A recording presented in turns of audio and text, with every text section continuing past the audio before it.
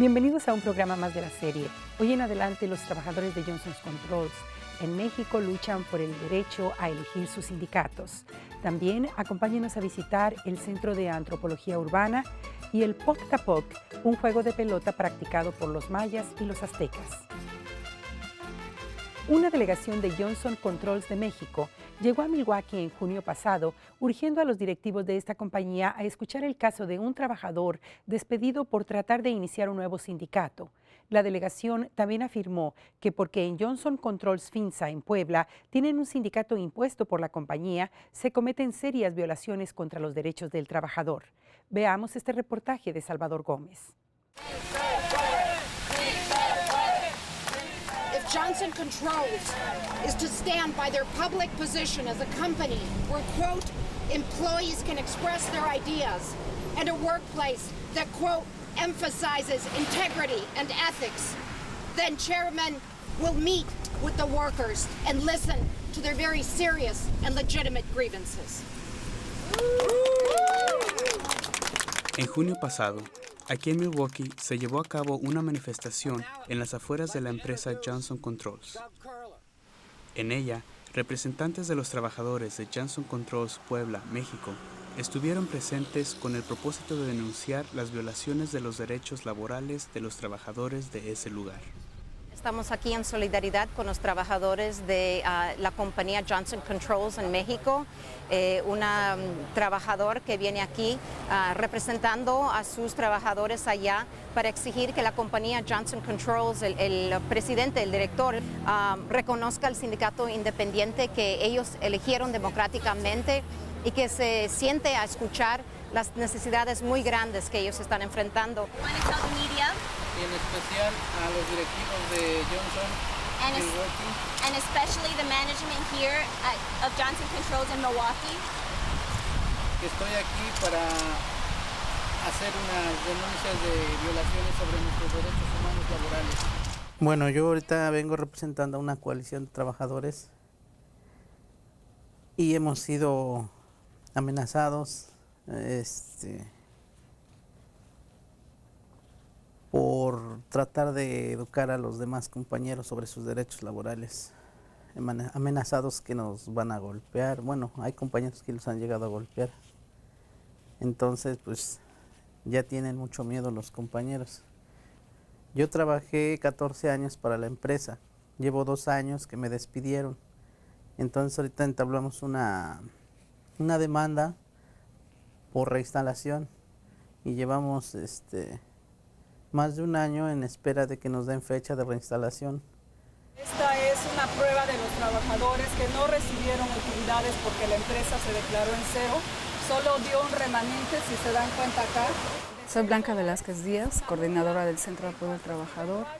El nombre de la organización es Centro de Apoyo al Trabajador. Básicamente lo que hacemos es promover la vigencia y defensa de los derechos humanos laborales en el estado de Puebla y Tlaxcala. Bueno, pues como ustedes se dieron cuenta, hubo mucha prensa, lo cual agradecemos, hubo mucho apoyo de compañeros y básicamente lo que hablamos es sobre las violaciones a las y los trabajadores. Pues mira, hay un ambiente completamente insano, o sea, los compañeros dicen que el ambiente de trabajo no es sano, es con bastante presión, hay muchos supervisores que controlan la hora también de ir al baño, en sus necesidades fisiológicas, todo por la producción, el acoso que viven por parte de los supervisores, de algunos directivos. Entonces la gente está asustada, pero igual, aunque esté asustada y lo que sea, están buscando el diálogo. A las mujeres que están embarazadas, luego las identifican con batitas de color, baberitos. Sí, y bueno, no les respetan su horario de trabajo. A veces las hacen trabajar 12 horas y todo el tiempo están paradas, como trabajan paradas en las máquinas, pues hay muchas que sufren y luego son sus embarazos de alto riesgo y aún así las tienen trabajando las 12 horas. Como ustedes saben, hay un sindicato de protección en la planta de Johnson Controls Finsa, un sindicato que tiene más de 15 años, un sindicato que no conocen las y los trabajadores, que fue impuesto por la misma empresa. El sindicato es de la Confederación Revolucionaria Obrera Mexicana. En México se conocen como sindicatos charros porque no son elegidos. Son sindicatos que velan los intereses de la empresa, nunca han defendido al trabajador y ese es uno de los problemas principales en México y por supuesto en la planta FINSA y Johnson Controls Interiores.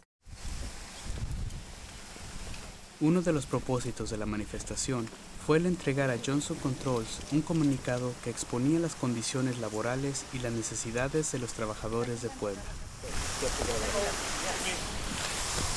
We'd ask that you just hold on for a second, please. Do you have something that you'd like to deliver? We do. Okay. Si tienen algo que nosotros queremos entregar. Yes, we have a letter that we would like to deliver that Senator Coggs will present you with.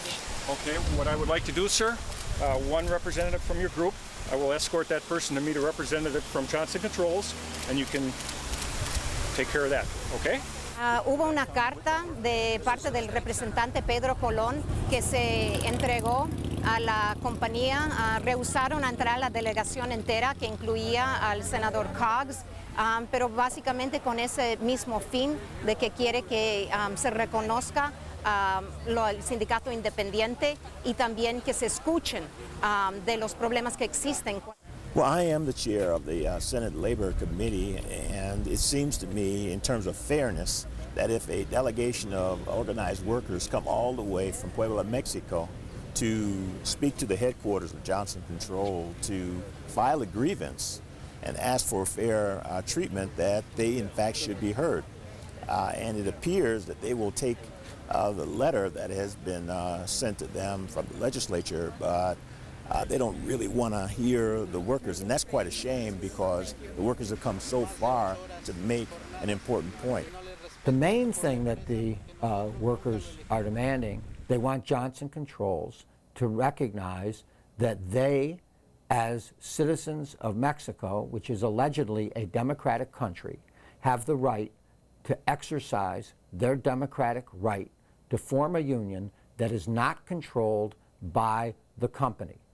This is a right that was established in the United States in the 1930s, and in every democratic country in the world, workers have the right to form their own unions so that they have a voice and an organization to represent them. El motivo de nuestra visita aquí es apoyar a los y a las trabajadoras de Johnson Control, ya que el día 26 de mayo Johnson Control Interior se lanzó un paro de actividades de producción en la planta Johnson Control Interiores por violaciones al contrato colectivo de trabajo que ellos desconocían y solicitaron apoyo en anterioridad al Sindicato Nacional de Mineros. Nuestro objetivo es cuidar y preservar las prestaciones de los y las trabajadoras. Y hoy los que se acercan con nosotros son los compañeros y las compañeras trabajadoras de Johnson Control FINSA en Puebla. Esperamos lograr que nos respeten el derecho de libertad de asociación sindical, porque el sindicato que tenemos no defiende nuestros derechos. Es un sindicato que no conocemos, no lo elegimos, y aparte de eso espían a las personas que se educan sobre sus derechos humanos laborales. Y también por pedir un contrato colectivo de trabajo. Ahí no podemos pedir un contrato colectivo porque es motivo de despedida. Piensan que somos desestabilizadores en la empresa.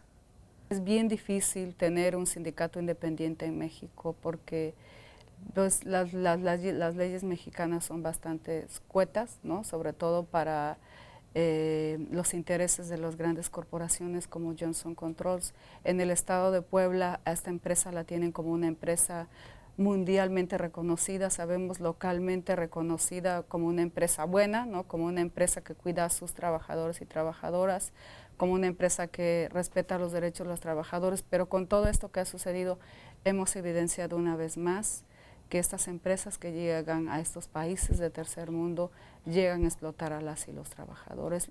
Corporations like Johnson Controls can run and will run all over the world because they think that they can go to other places, whether it's Mexico, China, Bangladesh, and exploit those workers. We have the right, the democratic right to form a union. And if Johnson Controls or any other corporation abandons this country in an attempt to get away from people exercising their democratic rights, what they will find is that people in those countries will assert those rights and demand their dignity. El mundo globalizado a nivel mundial, unido con los gobiernos fascistas, están tratando de afectar a las y a los trabajadores. Entonces, si no nos unimos, no hay fuerza, pero unidos va a haber fuerza. Llamamos a la voluntad del corporativo en esta situación de Johnson Control a que ponga un alto. No es una amenaza. Johnson Control, FINSA, los trabajadores están inquietos por su representación sindical y quieren pertenecer a una organización que sí los defienda, que les permita el corporativo a ellos organizarse. No es una organización que va en contra de la producción, al contrario, va a beneficiar en mucho a la producción siempre y cuando vamos trabajando de la mano como organización sindical y como trabajadores. The people united can never be defeated. Johnson Controls, I hope you hear, I hope you listen, and I hope you begin to talk. Thank you. Bueno, si me estuvieran escuchando los directivos de Johnson Control Milwaukee, les diría que tomaran cartas en el asunto y nos escucharan, porque nosotros como coalición estamos dispuestos a seguir en la lucha. What do we want? Justice! When do we want it? Now! We want justice in Milwaukee and we want justice in Mexico.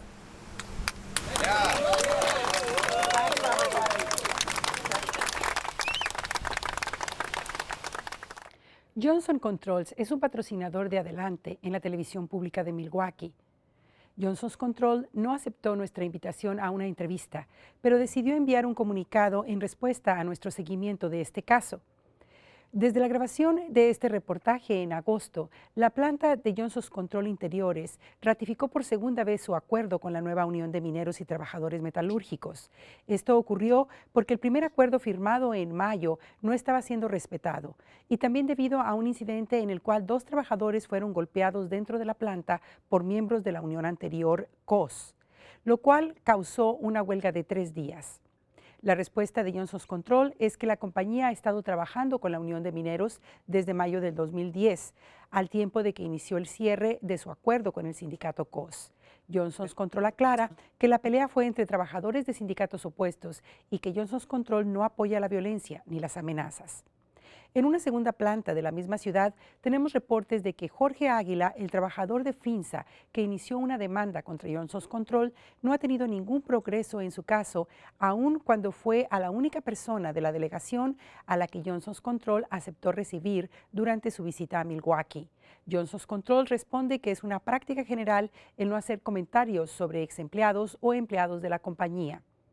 El Centro de Apoyo al Trabajador, CAT, fue robado en diciembre y su líder, Blanca Velázquez, ha recibido amenazas de muerte. Debido a esto, el centro ha sido cerrado.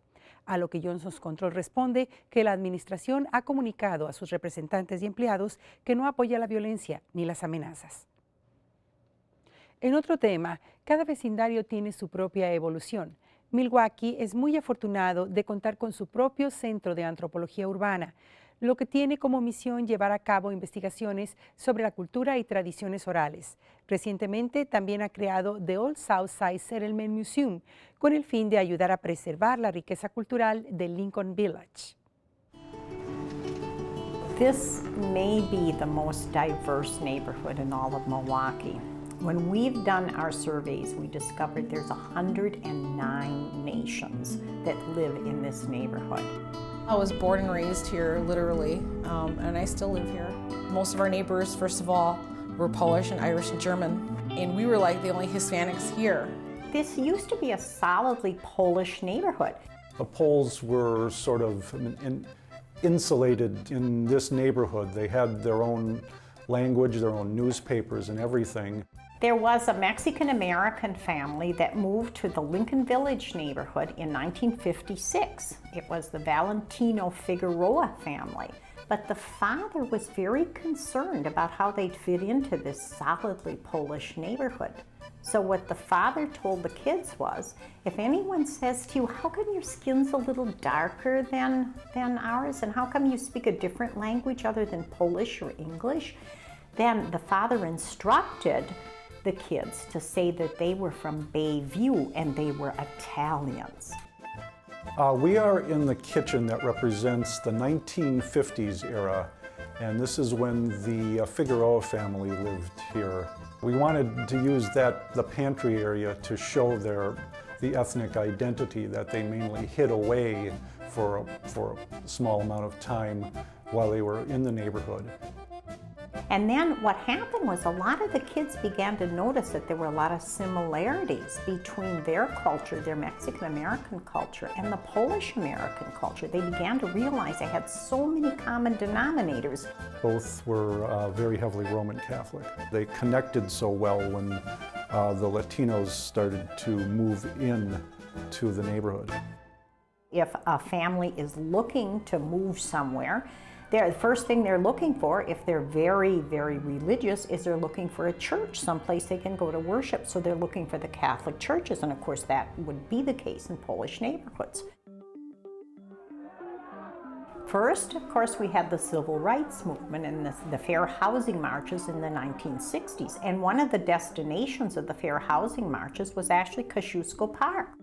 There was a practice known as redlining, and people could just refuse to rent to anyone of any background. The fair housing marches kind of opened up the door with the fair housing legislation. It was illegal after that time to discriminate as to a person's race or cultural background. And then some people of color began to move here, and particularly you saw Latinos begin to move in, particularly Mexican Americans. And the first major wave of Latinos came in the 1970s. I'm like the second wave in the 70s. The neighbors in the neighborhood were always very friendly to people, especially the little kids.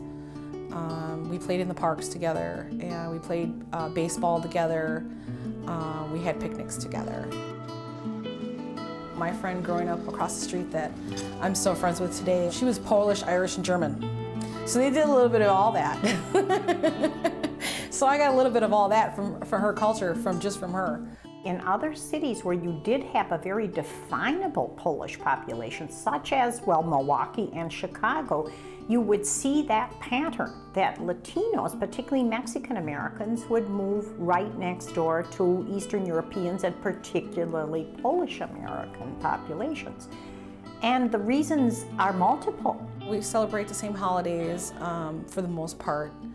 The getting together, the gathering, the eating of food, our family ties, how important family is, I think is a huge thing that we have in similarities. You're not going to see too many people in this neighborhood putting Helena or Grandma in a nursing home. They're going to find a place for them, whether they're Polish, whether they're Latino. Very same leisure time activities where the adults would take the kids, say, to the dances and everything, which you didn't see in other cultural groups necessarily. Even things like music, like the polkas were the same, and dancing. When the Poles came here, the first thing they wanted to do is to buy land and have a house. They built something that is known in Milwaukee, and it's somewhat unique to Milwaukee, as the Polish flat. They would purchase these very narrow lots where there wasn't going to be much room to expand the house if, say, they ended up bringing over another family from Europe. So what they did was, after they built a basic structure, wooden structure, as the family grew, they decided to raise up the structure and put a cement block structure below it, so it would be a raised basement, essentially. So this allowed two separate units in a very small cottage, and this worked well for the Latinos too, because they're often bringing over other relatives, say from Mexico too. Some of the Polish flats, the bedrooms are real small. But then the dining rooms are like, oh my God, I mean, you can fit a banquet table in there, So you can see that when the Polish flats were built, there was a big emphasis on family. This represents how the Rozga family would have lived. It's a typical Polish 1920s to 1930s era dining room. Well, you see the crucifixes on the wall and also icons or depictions of the Madonna. And it was very common for both cultures. Seeing cultural differences is cool. It's really cool because you see where people come from. Everybody has an individual story of things they've been through, and through those shared experiences you also learn something about yourself. There's always going to be conflicts because there's some differences, whether the differences is just appearance or national origins. But the one thing that we find here in Lincoln Village and Barron Park is that when you have an issue, you will get just as many Latinos to the table as you will some of the older Polish families to the table. They work very well together. It's a great neighborhood. Some people want to see the negative. They always want to see, oh, this or that or this or that. But I see people who have been here for, some of them, their whole lifetime. And quite frankly, don't want to move out. They want to stay here. So that's got to say something. You know, your home is where your heart is. It's definitely here in this community. Antropología Urbana está buscando en este momento atraer artistas, educadores e innovadores a través del proyecto Oasis. Para más información, visítenos en el sitio del internet www.urbananthropology.org o comuníquese a urbanmilwaukee@gmail.com. En el sitio del internet usted encontrará una guía para visitar el museo o tener una visita guiada por el vecindario. Los mayas lo llamaron Poctapoc y los aztecas Tlachtli. Aunque no se sabe cómo ni dónde se originó este juego, sin lugar a duda ha recibido más atención que ningún otro encuentro deportivo precolombino. El Poctapoc era un juego que se jugaba con una pelota de caucho que pesaba de 6 a 10 libras y los jugadores no podrían utilizar ni las manos ni los pies. Un grupo de baile de Milwaukee quiso traer este ancestral deporte con la finalidad de promover la cultura de los mayas y de los aztecas.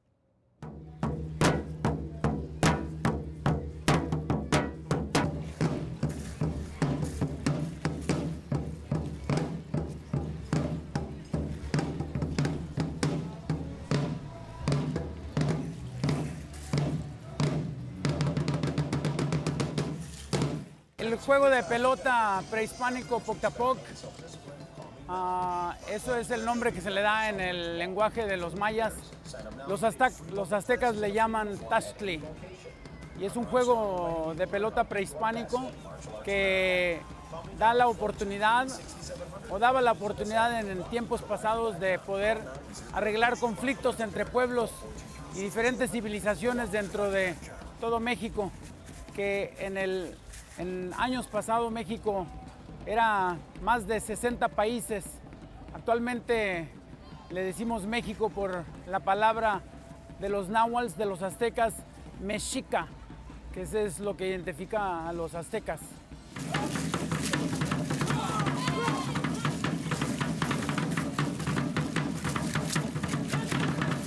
El juego consiste en que dos diferentes equipos juegan por el triunfo para poder arreglar conflictos y a la vez para poder entretener a la gente. Esa era una forma de entretenimiento también. Entonces era un juego de pelota muy importante para la gente de México. Los antiguos mexicanos lo jugaban de todo corazón, a veces lo jugaban por días enteros. Era un deporte muy importante para ellos. Y pues ahora en Milwaukee lo despertamos para poder traerle a los ciudadanos del Medio Oeste este bello espectáculo de juego de pelota prehispánico.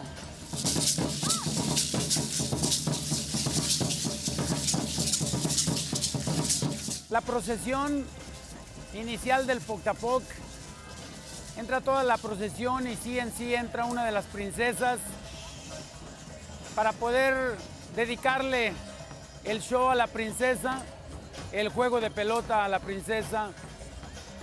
Y también dentro de la procesión la sigue una doncella, la cual es sacrificada, como lo que se conoce en tiempos antiguos. El don de la vida era lo más sagrado para ellos las joyas, el oro, los diamantes, las esmeraldas no tenían el valor que tiene la vida y de esta manera lo ofrecían para su dios Tonatú, el sol. Entonces la procesión es una parte importante del inicio para purificar el área, para poder brindar este juego no solamente al público, pero a nuestra gente, a nuestros antepasados.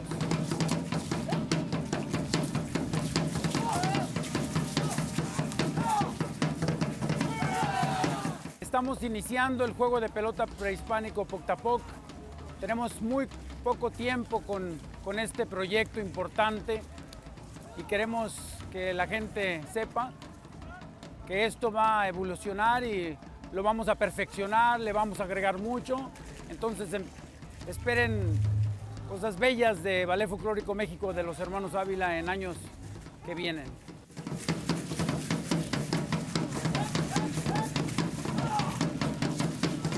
Al final de un programa más, por favor déjenos saber sus comentarios al teléfono 297-7544 o escríbanos a nuestro correo electrónico adelante@matc.edu.